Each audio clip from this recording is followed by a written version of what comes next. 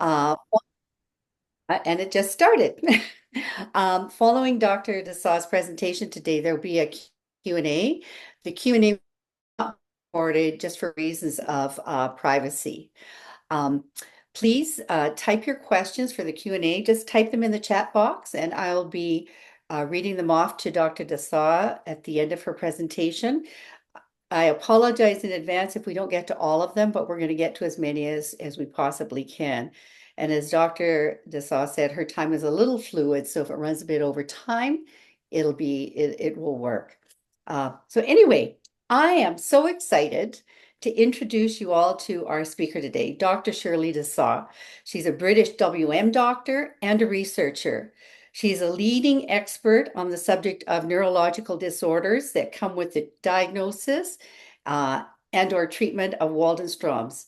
Today, she will address specifically peripheral neuropathy and Bing-Neel syndrome. Their symptoms, how they develop, how they can be diagnosed swiftly and accurately, and their current treatment recommendations.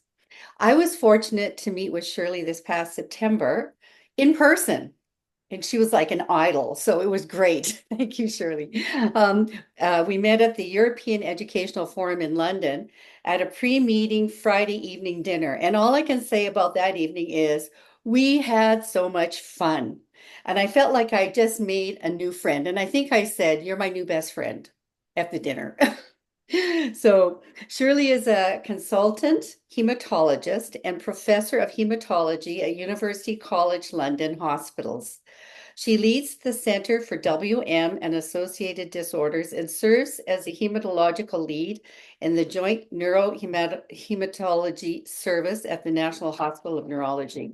So in addition to her clinical work, she's actively involved in clinical research, serving as the UK chief investigator on several clinical trials related to WM and cold agglutinin disease.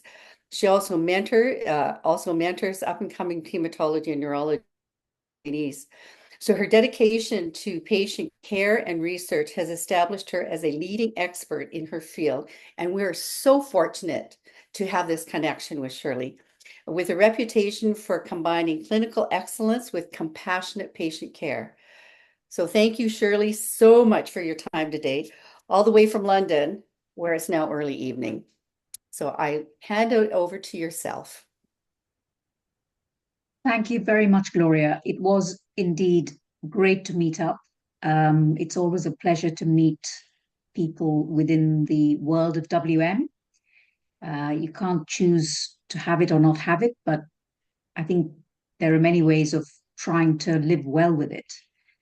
And that's what myself and many other colleagues around the world are really dedicated towards.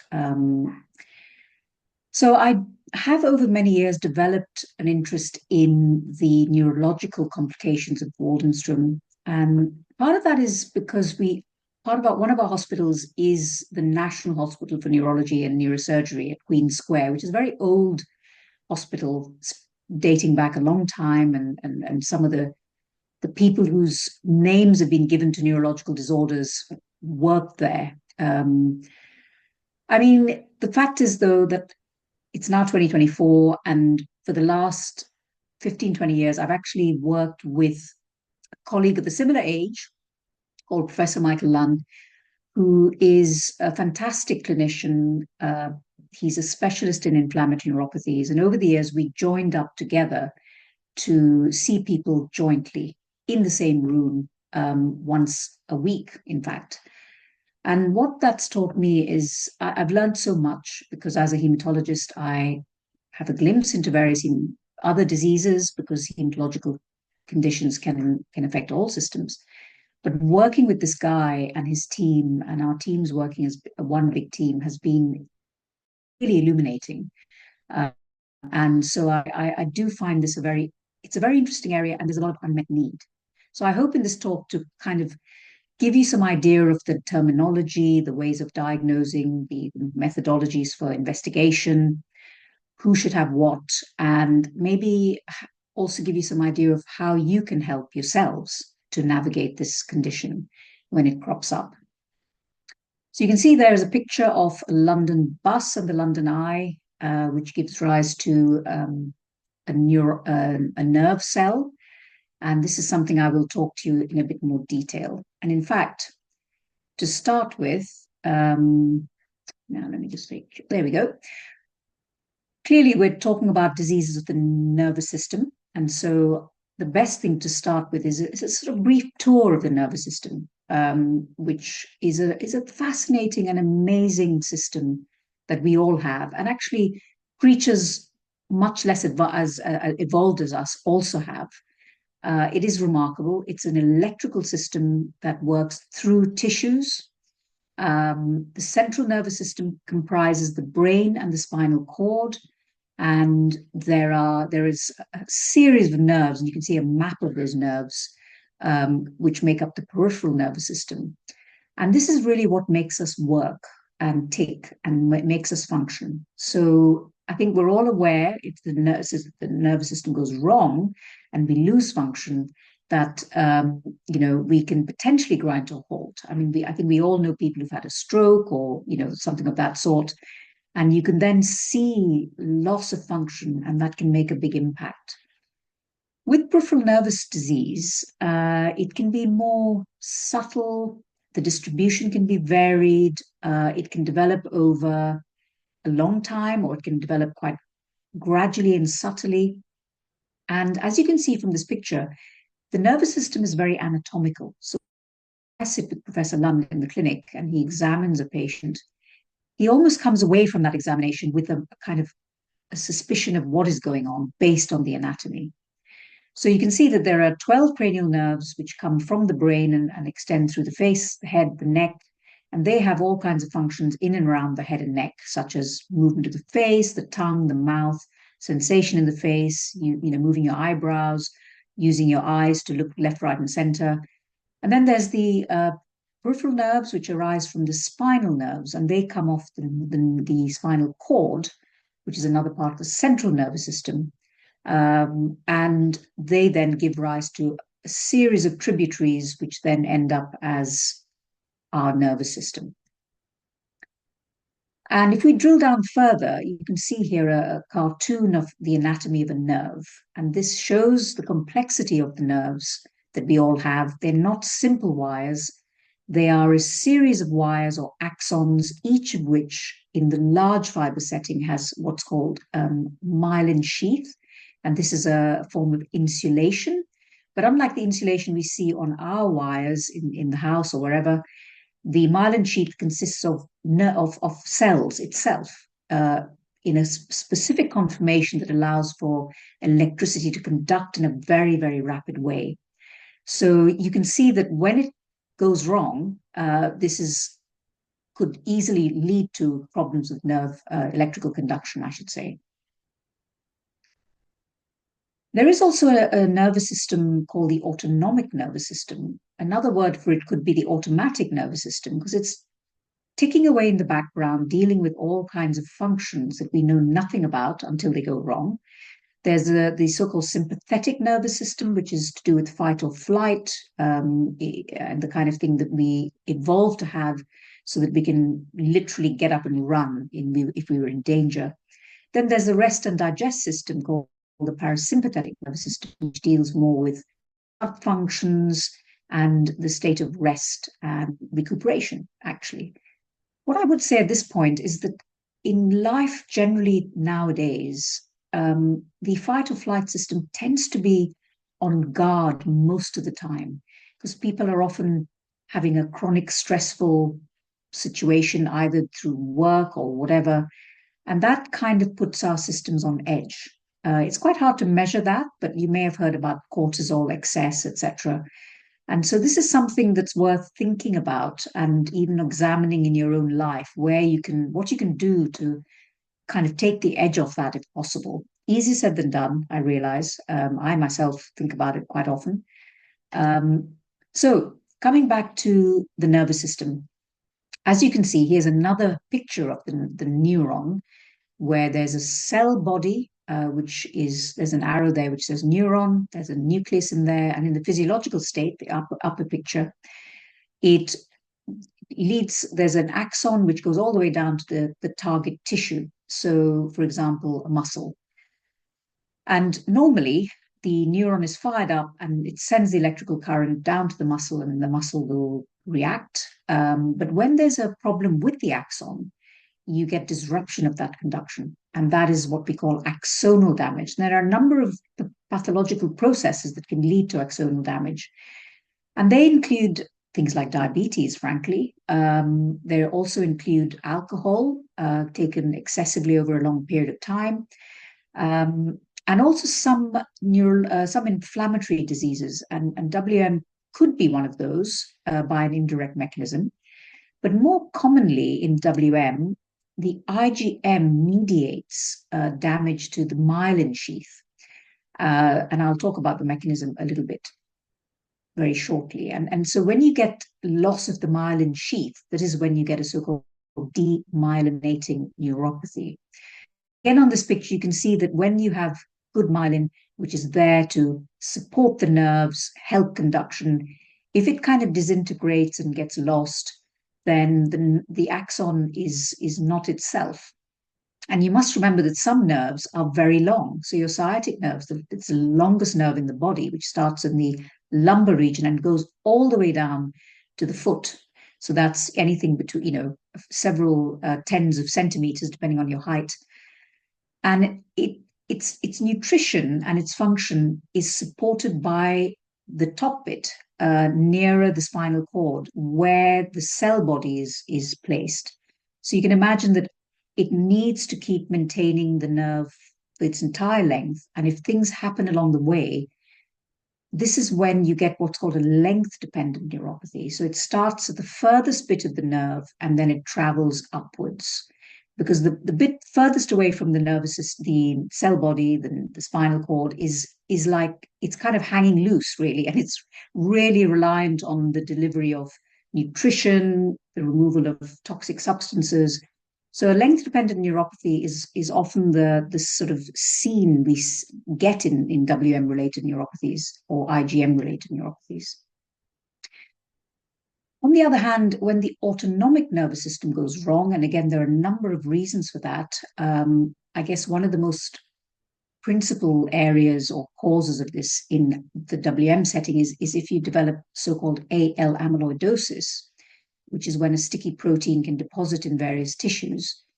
It seems to have a predilection for the autonomic nervous system, and this can lead to a variety of symptoms, as you can see here, such as problems with bladder emptying, dizziness or lightheadedness, erectile dysfunction, feeling fatigued, gastrointestinal symptoms. Because if you remember the previous picture I showed, this is what the autonomic nervous system deals with. These things can creep up gradually. It doesn't always make sense, but we as physicians should be looking out for this as a possible cause. And then we need to then do the appropriate tests to find this out. So it's worth thinking about if you have any of these symptoms and they're unexplained and, it's not down to your medication or whatever, it's worth wondering about the autonomic nervous system. So what can you do when you speak to your doctor about nerve symptoms? It's quite good before you go to your clinic to kind of sit down and think to yourself, look, when did my symptoms start? Has it been days, weeks, months, years? How quickly is it changing? Is it timed with any medication or treatment? Is it what's affected? Is it strength? Is it sensation? Is it balance? Is it tremor? Are you getting pain? And if so, whereabouts? What is the distribution of this in the body? I mentioned that the nervous system is a very anatomical system. So oftentimes there is a pattern. Is it symmetrical or asymmetrical? What makes it worse? Is it certain movements? Is it position? Is it cold temperatures? What makes it better? Quite often in our clinic, we actually see a lot of lower back pain and problems, which have been misrepresented as peripheral neuropathy. And so people may have an anti-MAG antibody, but actually when we examine them and check them out and do an MRI scan, it turns out that one of their roots or whatever is damaged. And so we should always keep an open mind. And that's why I do ask you to think about things like pain and position, and if things get worse with movement, etc. So these are the kind of things to bear in mind because it helps the doctor to decide whether the neuropathy is due or connected to the WM or the IgM, because that is the key question. Is it a true neuropathy? And if so, is it caused by the WM? Because that will determine whether you need treatment. So on this picture, you can see how IgM and WM kind of interact or join up to cause various neurological conditions. So WM is, of course, when you have a sufficient number of cells in the bone marrow and possibly enlarged lymph nodes, etc., to fulfill the criteria for the diagnosis. Whereas monoclonal gammopathy of uncertain significance is when you don't fulfill those criteria, but you have an IgM. As I mentioned, you can get autoimmune problems, autonomic problems such as amyloidosis. But IgM, being an antibody, can also target various targets within the body by mistake, in effect. And some of those are neural targets. So that is a whole series of what are called autoimmune peripheral neuropathies. That could happen in the MGUS or the WM setting, because the IgM is a common factor in these places. Sometimes IgM is what's called a cryoglobulin activity, where it sort of bunches together with itself in cooler parts of the body. That can cause awful symptoms of circulatory dysfunction, but can also cause damage to nerves over time if it's of a certain type. And then there's the central nervous system aspect, Bing-Neel, which I will talk about later. So how does one deconstruct the symptoms of an individual with neurological problems? So nerve conduction tests are electrical tests. There are sometimes they are known as EMG, electromyography. They're subtly different actually, because nerve conduction tests are really more to do with the sensory symptom system, whereas EMG is more to do with putting needles in muscles to see how they're reacting to signals. Either way, and I haven't had one myself, although Professor Lunn has, they are quite painful for those of you who have had them, because it's a question of connecting electrodes and then kind of increasing a current and measuring reactions. The other important thing to bear in mind is that nerve conduction studies only show up if you have a lumbar neuropathy. So if you have a squashed nerve in your back, you may have symptoms down the leg or down the arm if it's in the neck, but you may not actually have abnormal nerve conduction tests. Unless that damage has been long-standing and the nerves, the axons actually become damaged over time. The other area that is negative on nerve conduction tests is if you have a so-called small fiber neuropathy. Now, we all have small fibers predominantly in our skin, actually, and one of their main roles is the sensation of pain. And so when they malfunction, pain is often a feature. But unfortunately, it's literally a thorny issue when you have small fiber neuropathy. It can be caused by diabetes and alcohol as well. Those are very common causes of small fiber neuropathies. In the setting of IgM diseases, it's actually very difficult to make a connection between a small fiber neuropathy and the underlying disease. And as I said, it doesn't show up on nerve conduction tests. So often people are very symptomatic and you say to them, well, your nerve conduction tests are normal, and they feel really baffled because they feel awful. And this is where a really thorough assessment of the nervous system is important, preferably by someone who's quite expert. The other thing that we can look at, and we do sometimes do this, is the spinal fluid, which bathes the entire central nervous system. It acts as a cushion, it acts as a flow of nutrients for the brain and the spinal cord. And it also acts as a recipient of waste products, which it then channels through various systems to get rid of. Now, in order to get hold of spinal fluid, you need to have what's called a lumbar puncture, which you can see on the picture. That's the kind of position you assume, which may seem very familiar to many of you, because that's how you get a bone marrow done as well. Now, lumbar puncture is done from the center of the center of the spine, but low down in the lumbar region, below the end of the spinal cord. And the CSF contains proteins, minerals, but should not contain cells. And so when we look at the CSF, and we do this if we want to identify more about an inflammatory neuropathy, or if we suspect cells in the spinal fluid, such as a Bing-Neel syndrome, then we take spinal fluid and we send it off for special testing. It's something that can be done as an outpatient, and it's done with local anesthetic. But if you are on a blood thinner or a BTK inhibitor, which also thins the blood, they may need to be stopped before you have a lumbar puncture. The other thing to remember is that actually, and the doctor should remember this, you should always have, if you're going to have a lumbar puncture and you need a scan, you should have a scan first. Because if you have a lumbar puncture before a scan, then a lot of things can light up in the CNS, particularly the what are called the meninges, which cover the brain and the spinal cord. So these are sort of pitfalls which can cause problems in the diagnosis. But when do we do scans? Well, the scan of choice in neurological conditions is the MRI. Because it shows up soft tissues in good detail. We do that with gadolinium, which is a contrast medium. The only thing is we cannot do this in someone who has a pacemaker, or you need a very special MRI scanner to allow that, because the pacemaker will interfere with the magnetism. So sometimes we use CT scans. In the short term, CTs are very quick and they're available in emergency rooms and so on. MRIs, often there's a bit more of a wait. There are other ways of looking at nerves and muscles, such as ultrasound, again done by specialists. Here's a picture of a nerve root that could get squashed by a disc that may come out of its space between the vertebral bodies. And again, you can see how anatomical the nervous system is.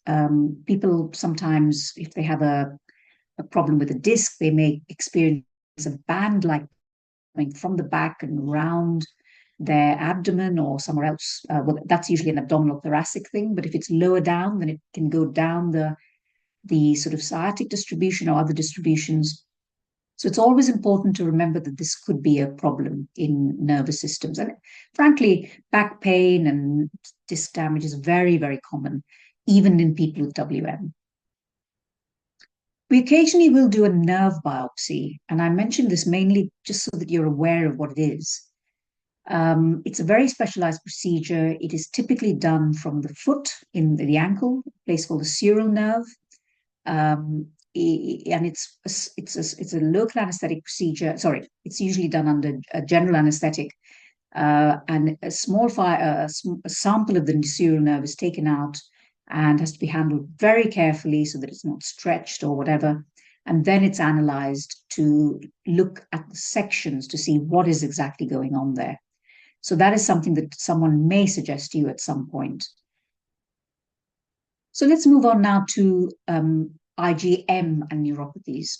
So neuropathies associated with an IgM can present as, the most common is an anti-MAG neuropathy, but you can get other antibodies, so-called ganglioside antibodies. So IgM can have activity against certain sort of fatty components called gangliosides, which also sit in the myelin and around nerves. And sometimes you can get neuropathies that look a lot like anti-MAG or whatever, but you can't detect an anti-MAG antibody. And I will just draw a parallel with the rheumatological world, in that people may have rheumatological diseases like rheumatoid arthritis or lupus or something. There are many what are called seronegative rheumatological conditions where there may be features of a disease, but actually when you look for that telltale antibody, it's negative. And that's because the immune system in the body does not play by rules. There are many targets that we have not yet identified, even with very sophisticated advancements. So one always has to look at the clinical picture and work through it and figure out what is going on, what impact it's having on the patient, and sometimes make difficult decisions about, whether treatment should be offered, even if it's not typical. Because at the end of the day, it's down to what the patient is experiencing. So there are patterns in IgM neuropathies, and this is what neurologists try and seek, as do hematologists. If there is an IgM-related neuropathy, it is usually slow. But over time, and I'm talking about many years, people do and can develop disability. And there is quite a lot of literature about this. The disability varies. Sometimes it's down to balance problems or sensory issues, numbness. If you can't feel your feet, then you will not be able to know where they are in space, and you can't write your balance, for example.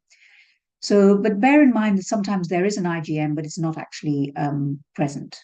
I beg your pardon, it's present, but it's not connected to the neuropathy. So myelin-associated glycoprotein, MAG, is it's a kind of neuropathy, anti-MAG neuropathy that's been very well studied, but I would say that it's still not very clear as to exactly how best to treat it.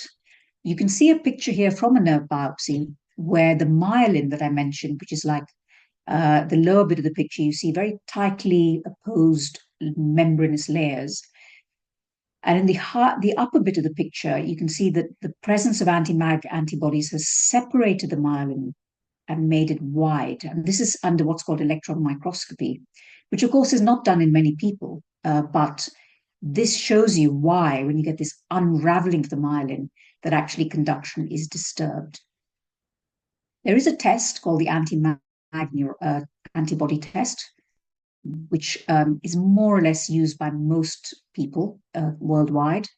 It's a very difficult test in many ways, though, because it's a very, very sensitive test and it has a very low threshold for detecting anti-MAG neuropathies, to the extent that low levels may not, they're probably found in many normal people who have no problem with IgM or anything of that sort. So I just mentioned that at this point, that it's something that has to be interpreted very carefully. Just because it's there doesn't mean it's significant. And even if it's at a high level, over 70,000 units, it doesn't mean it is the cause of the problem. So we need to be very careful when we associate anti-MAG and neuropathy. If we do conclude that the anti-MAG is instrumental in causing a progressive neuropathy in a patient with an IgM paraprotein or WM, for example, then we do recommend treatment if there is progressive disability. The reason we're a little bit circumspect about giving treatment is because the treatments needed they comprise immunosuppressive treatments such as rituximab or chemotherapy, or increasingly BTK inhibitors as well, such as calibrutinib. There's a trial in the Dana-Farber, and there's also been evidence of using zanubrutinib and other drugs, which can help improve neuropathies. But as I say, there's a lot of work still to be done as to how to really successfully treat people with anti-MAG neuropathy. The success of the treatment also depends on how quickly the diagnosis is made. There's a kind of a sweet spot for when to start treatment. So if someone is diagnosed very late, in the sense that there's a lot of established nerve damage, then it's hard to expect chemotherapy or anything really to bring that back. On the other hand, one hopes then to stop further deterioration. And so while you see a menu of potential treatments there, it is something that has to be gauged on a case-by-case basis. One note to say is that intravenous immunoglobulin, which is used for a similar but different condition called chronic, well, I'll just call it by its initial CIDP, is not appropriate for anti-MAG neuropathies. It may partially give some response and people feel a bit better, but it is not the right treatment and can sometimes eventually delay the actual proper treatment being delivered. So people who do not have anti-MAG neuropathy, antibodies still may have progressive neuropathies. And in these cases, we do look for other antibodies that are well known, such as gangliotide and sulfatide. The pattern of neuropathy is a little bit different. There's a rare condition called Bing-Neel Syndrome, which has a certain association with certain antibodies and has certain other features. These are not for you to know about, but just to be aware that people do think very hard about these conditions and try to identify entities that could be treated. But, we sometimes, without the antibodies, we sometimes think, look, I think it is an IgM-related neuropathy, and therefore we should go ahead and treat. So in the WM setting, what about that? Well, again, neuropathy is quite common in WM patients because they have IgM by and large. And for those of you who do not have an IgM and maybe have an IgG or don't have an IgM at all, to be honest, you're less likely to have these kinds of neuropathies. So that's one good thing. But IgG, sort of what are called non-IgM antibodies, can cause neurological problems through other mechanisms. More so, for example, things like amyloidosis, which I'll mention later. So again, in WM, similar mechanisms, it could be anti-MAG related, but there are also other reasons in WM that can cause neuropathies. I mentioned amyloid, I've mentioned some inflammatory thing that goes on called vasculitis, which is when the actual vessel walls are inflamed, and that if that happens in a nerve, because all tissues need a blood supply, then that can cause nerve damage. Those sort of diseases are often more painful, and the kind of features seen on the nerve conduction tests are not typical for anti-MAG. You don't get a demyelinating picture. You tend to see more damage to the axon, an axonal neuropathy. And sometimes, and we've seen this, it's infrequent, although I do lose track because we have a big practice, but you can get direct invasion of nerves by WM cells. And if that happens again, you often get a patchy distribution of neurological symptoms. There's often pain and often weakness. So again, it's a question of doing a detective thing and making sure you do the right tests and in a right sequence. If we conclude that the WM is causing the neuropathy by whatever mechanism, then we would recommend treatment of the WM because that's the cause of the problem. And the same kind of list of treatments apply as it does in the treatment of WM for other reasons, such as anemia or whatever other reasons you may need for treatment. But in some cases, the WM may be stable in terms of hemoglobin, the IgM may not be rising, weight may be steady, no B symptoms. But if you have progressive neuropathy that's put down to WM, that in itself is a consideration for treatment of the WM. So this is the principle of managing WM or any neuropathies really. And the only other thing to mention is certain drugs we need to use with care because they could make the neuropathy worse. So moving on to Bing-Neel syndrome, unless, I don't know if you want to break there, Gloria, and what would you like to do?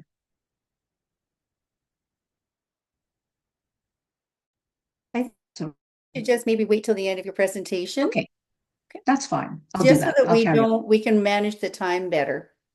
Sure, Okay. no props. Okay. So sorry, that was quite a detailed whistle-stop tour of the whole thing, but it's a big system. So now I'm going to focus on Bing-Neel syndrome, named after two people who were instrumental in diagnosing this a long way back in the 30s, I believe. Although, of course, but at that stage, their observations were not, they didn't have the tools that we have today to sort of delineate the nature of these cells. And whilst a number of lymphomas can enter the central nervous system, Bing-Neel is the term used for the central nervous system involvement specifically by WM cells or lymphoplasmacytic lymphoma. It may occur anywhere in the course of the disease. So it could be the first presentation of WM. That's kind of not common, but we've definitely seen it. So people may present with central nervous system features, and then when you go and look into it, you see that actually, yes, they've got WM in their bone marrow and they have an IgM paraprotein, which hadn't come to light before that. It may occur when WM itself needs treatment for other reasons, or it may occur when the WM is present but kind of stable. The symptoms are very diverse because it depends literally on where the cells choose to land. And they can land and they can invade the meninges, which is the covering of the brain. And you can see on the picture on the left that there is a white sort of surrounding of the brain in the far left picture, which is showing up the gadolinium, and that suggests to us that actually there is infiltration of the meninges in that particular patient. There's also uptake in the lobes, both sides. In the top left picture, which again is a representation of uptake by CNS cell, the Bing-Neel type cells. So depending on where it lands, these cells, and over what sort of time scale, people can develop symptoms very gradually. Um, and I mean, I have actually had patients present with presumed dementia. And when further tests were done and we found them to have Bing-Neel syndrome, the great news was that with treatment, it fully reversed. And the guy went from being fully dependent and almost in a care home to going back to his own home. Took a while, but he managed. So people can present with dementia, they can present with seizures. There may sometimes be certain bits of the nervous system that simply don't work very well. So I mentioned the cranial nerves earlier. Perhaps if some of them are being affected, then there may be problems with moving your eyes or drooping of the face, etc. Now, these symptoms may sound quite sort of scary. They're very, very rare, I must say. But the reason to be aware is that you can treat this disease very effectively. And it's really awful if there is Bing-Neel and it's not picked up and it's attributed to something else.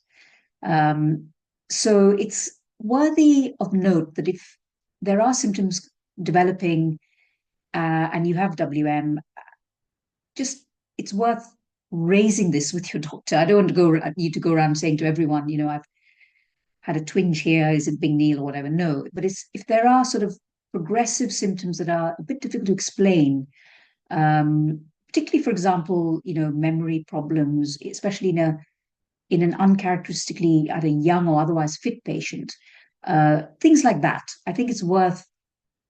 In our practice, we have a low threshold for considering a scan, an MRI scan, because oftentimes we have found Bing-Neel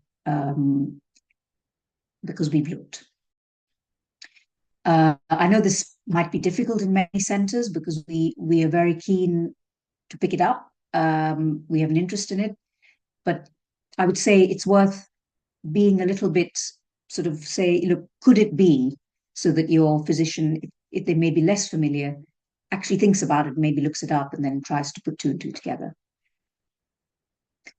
Um, the way to make the diagnosis is by sampling the central nervous system. I mentioned lumbar punctures before, so that is one way of doing it. Then preceded by an MRI scan to see whether there are any um, changes on the meninges or within the brain tissue.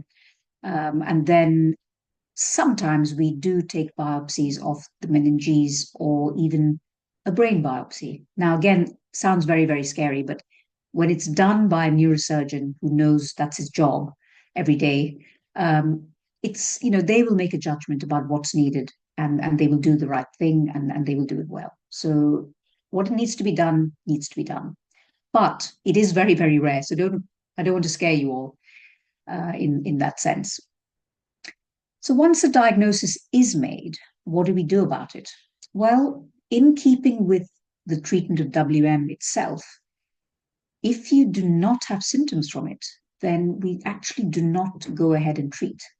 Now, that may sound perverse in the WM setting to begin with, for those of who you are on sort of active monitoring, because you say to yourself, well, I've got this cancerous disease, but they don't want to treat it. It seems weird. And it seems even more so if it's in the brain area. But we have got a few patients in whom we have found cells in the CSF, but for whatever reason, but actually when we evaluate them, they have been well and do not need treatment. And sometimes that goes on for years, and we will then follow them up and perhaps with imaging or something of that. So there is that scenario that we don't treat everybody with Bing-Neel syndrome.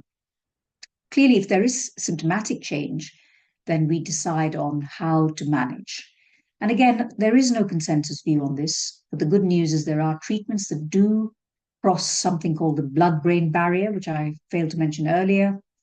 The brain and spinal cord tissues are very special tissues. They do so much, and they need to work in a very careful environment. So they are protected by a live barrier called the blood-brain barrier, which is a series of cells actually that let certain things in, but not others. And this is where we have to think that way for treatments as well. Some chemotherapy treatments do not cross the blood-brain barrier.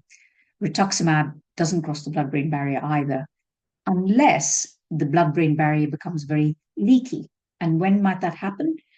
Well, in inflammatory conditions, you can get a leaky blood-brain barrier, and sometimes you can actually find raised IgM in the CSF if you look for it, if you do protein studies.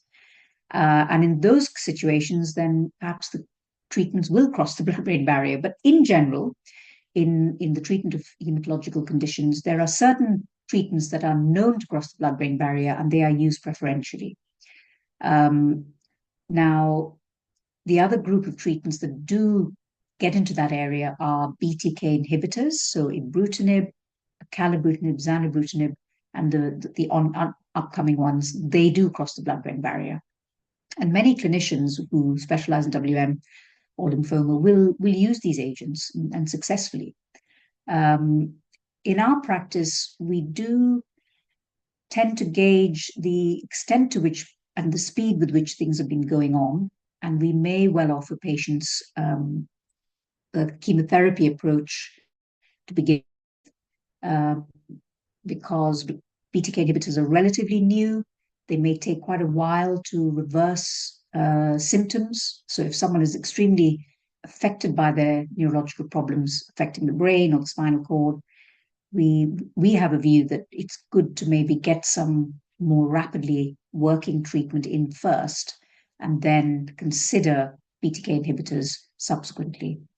So this is open to debate, and you will see, I mean, there are reports of different approaches to Bing-Neel syndrome, and none of them are wrong.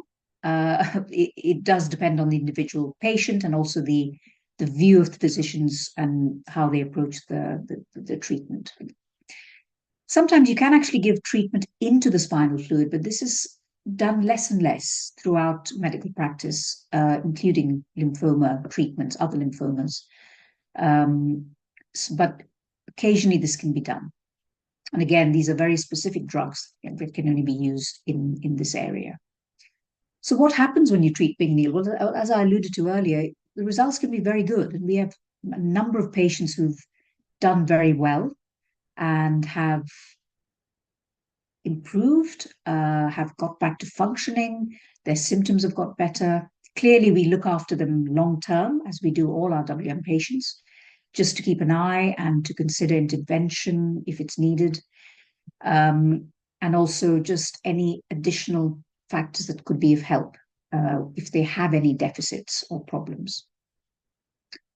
So I mentioned amyloidosis. Amyloidosis is a condition in which the IgM or the light chains, particularly of the IgM, you've heard of IgM kappa or lambda, or in patients who do not have an IgM, they may have an IgG, it's still the kappa or the lambda chains that seem to adopt this property. We don't know why, but it's well recognized, although relatively unusual, where these light chains form a sticky substance.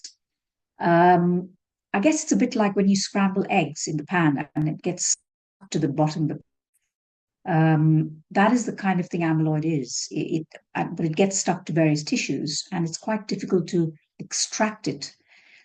It can happen gradually, and for a long time, tissues and organs can cope. So it can go into the heart, the liver, the bone marrow, it can go into nerves. You can see a picture there of a tongue that's enlarged and it's got grooves in it. It can affect blood vessels and cause the so-called raccoon eyes, which is when blood vessels become more fragile and burst easily. So there's a period where amyloid deposition can happen very gradually and the body can cope. But there comes a time when it comes to light, either because symptoms become too problematic, or there's some obvious swelling, or some bruising or bleeding, or people develop, for example, heart problems, kidney problems, or they may have drop in blood pressure.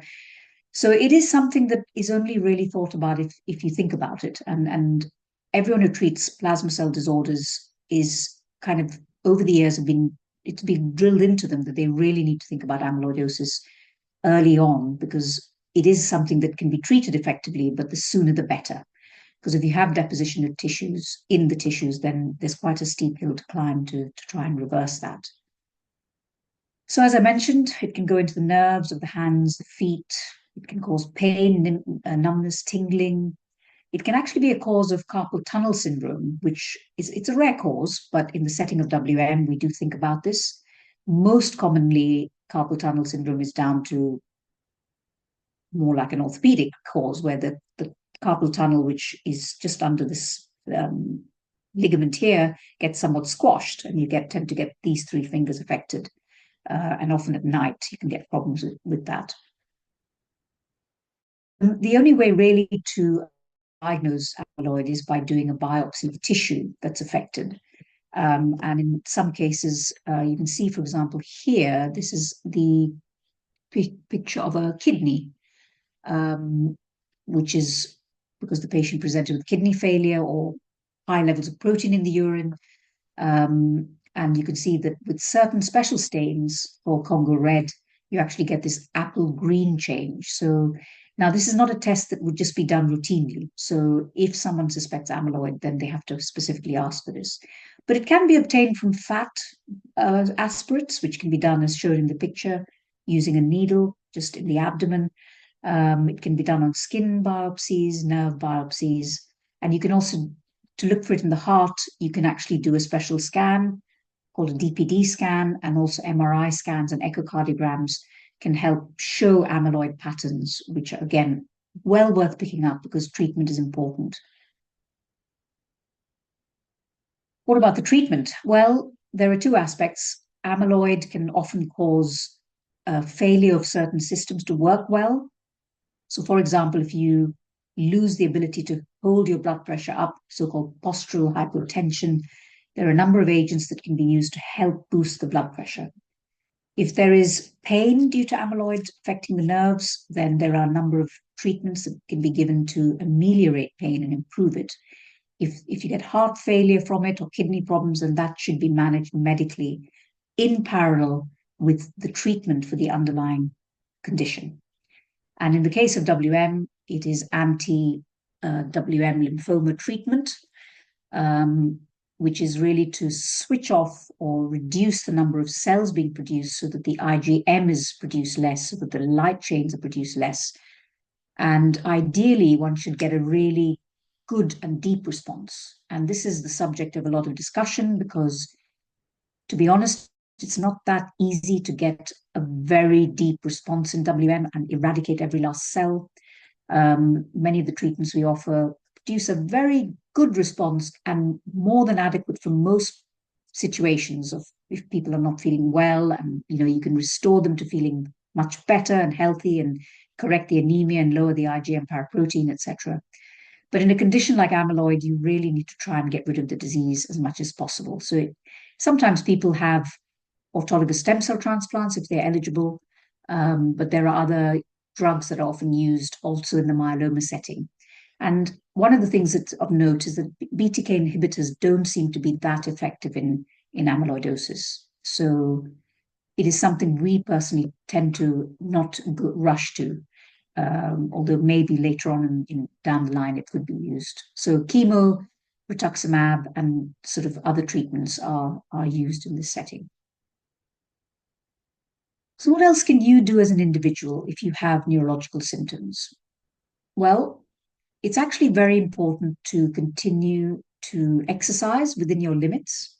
If you have trouble with balance, you've got to be very careful, of course.